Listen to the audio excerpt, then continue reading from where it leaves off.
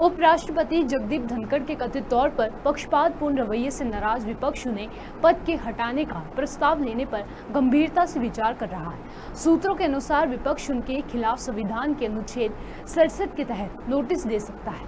उपराष्ट्रपति को पद से हटाने के लिए इस नोटिस पर सांसदों ने हस्ताक्षर भी किए हैं। कांग्रेस सांसद अजय माकन ने कहा कि सभी विकल्प खुले हैं। सूत्रों का कहना है कि अनुच्छेद 67B के तहत उपराष्ट्रपति को राज्यसभा के सभी तत्कालीन सदस्यों के बहुमत से पारित और लोकसभा सहमति प्रस्ताव के जरिए हटाया जा सकता है। इस खंड के प्रयोजन के लिए कोई भी प्रस्ताव तब तक सदन में पेश नहीं किया जा सकता जब तक कि प्रस्ताव पेश करने के इरादे से कम 14 दिन का नोटिस न दिया जाए। विपक्ष के एक सदस्य ने दावा किया कि 2 दिन पहले राज्यसभा में सदन के नेता जेपी नड्डा को अनौपचारिक रूप से सूचित किया गया था कि विपक्ष उपराष्ट्रपति को हटाने के लिए एक प्रस्ताव पर विचार कर रहा है। सूत्रों के अनुसार संसद की कार्यवाही अनिश्चितकाल के लिए स्थगित होने के बाद विपक्ष अब संसद के अगले सत्र में नोटिस दे सकता है ताकि उसके 14 दिन बाद प्रस्ताव पेश कर सके। विपक्षी दल इंडिया के घटक दलों का आरोप है कि राज्यसभा में सभापति जगदीप धनखड़ का रवैया पक्षपातपूर्ण दिखता है। हालात यह है कि नेता प्रतिपक्ष मल्लिकार्जुन खड़गे को बोलने नहीं दिया जाता और उनका माइक बंद कर दिया जाता है।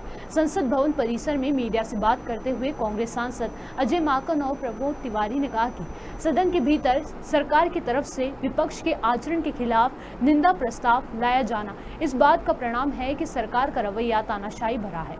उन्होंने कहा कि सरकार के इस रुख के बावजूद विपक्ष लोकतांत्रिक तरीके से जनता की आवाज उठाता रहेगा। प्रमोद तिवारी ने भाजपा के सदस्य घनश्याम तिवारी के राज्यसभा में नेता प्रतिपक्ष के लिए जिन शब्दों का चयन किया वो अच्छे नहीं थे। उनकी भाव भंगिमा अच्छी नहीं थी और न ही टोन अच्छी थी। ये अस्वीकार है। सपा सांसद जया बच्चन ने भी राज्यसभा के सभापति के लहजे पर आपत्ति जताई है। इसके साथ उन्होंने सभापति पर विपक्षी सदस्यों को बात रखने का मौका नहीं देने का भी आरोप लगाया है। जो कहा जाता है चेयर से, ठीक है, वो चेयर पे बैठे हैं, अलाउड है।